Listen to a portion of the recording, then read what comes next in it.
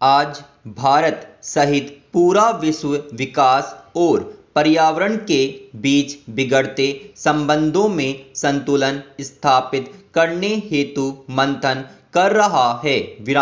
वस्तुतः मानव जीवन के लिए आर्थिक विकास अनिवार्य है, लेकिन यह भी सही है कि आर्थिक विकास बढ़ने के साथ ही पर्यावरणीय संतुलन प्रभावित होता है तथा प्रकृति का क्षरण होने लगता है, और जब प्रकृति ही सुरक्षित नहीं रहेगी तो मानव अस्तित्व की कल्पना ही नहीं की जा सकती है।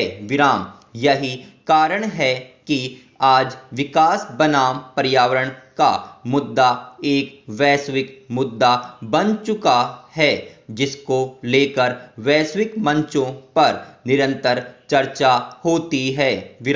इस संदर्भ में महात्मा गांधी का यह कथन कि धरती हर एक व्यक्ति की जरूरत को पूरा कर सकती है लेकिन किसी एक के भी लालच को नहीं, हमेशा महत्वपूर्ण रहेगा। पैराचेंज विकास एक व्यापक संकल्पना है जो समग्रता में मानवीय गरिमा व कल्याण को अधिकतम करने का एक साधन है। विकास के अंतर्गत राजनीतिक सशक्तिकरण, आर्थिक समृद्धि, सामाजिक उन्नयन, पर्यावरणीय संतुलन, सतत विकास, सांस्कृतिक उत्थान तथा नैतिक पक्ष आदि महत्वपूर्ण आयाम है।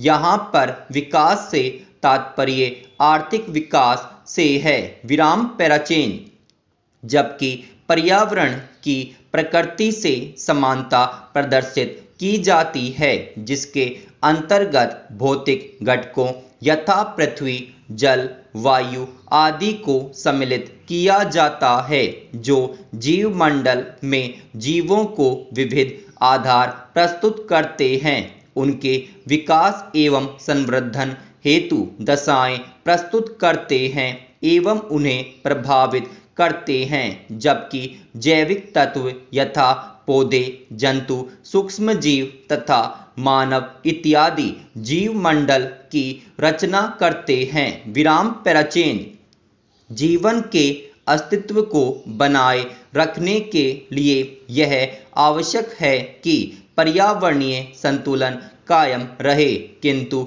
भौतिकता के इस युग में अधिकाधिक उपभोग की प्रवृत्ति तथा विकास और प्रौद्योगिकी के वर्तमान युग में मानवीय गतिविधियों और क्रियाकलापों से पर्यावरण का संतुलन विकृत हो रहा है। पैराचेंज विकास के समर्थक विकास के केंद्र में मानव को रखते हुए मानव की मूलभूत आवश्यकताओं हेतु पर्यावरण के दोहन का समर्थन करते हैं। इस विचारधारा के समर्थकों का कहना है कि मानवीय गरीबी, बेरोजगारी, भूखमरी को समाप्त करना विकास कार्य का परम लक्ष्य है तथा इस लक्ष्य की प्राप्ति हेतु पर्यावरणीय साधनों का प्रयोग संपूर्णता से करना चाहिए। विशेषकर विकासशील व कल्याणकारी राज्यों में इस तर्क को प्रमुखता से रखा जाता है। पैराचेंज विकासवादी विचारकों का मानना है कि हरित मुद्दों पर औद्योगिकरण प्रथम विश्व का बल विकासशील अर्थव्यवस्था को पीछे की ओर ले जाएगा तथा यह तृतीय विश्व के साथ उनके विभाजन को और भी अधिक मजबूत बना देगा।